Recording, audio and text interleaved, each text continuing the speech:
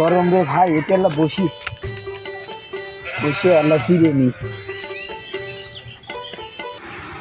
এই গ্রামে তো আইলে আমি তো ভোটার আইডি কার্ডের অফিসার, তিনজনের যে নাম ভুল করে দিয়েছিলাম, তারা যদি আমার সামনে পড়ে তাহলে তো অবস্থা আমার খারাপ। তাহলে কি করে? না, ওরা আসবে না, যা হয় পরে হবে না। আরে বন্ধু, ভোটার আইডি কার্ডের অফিসার না? কি করে?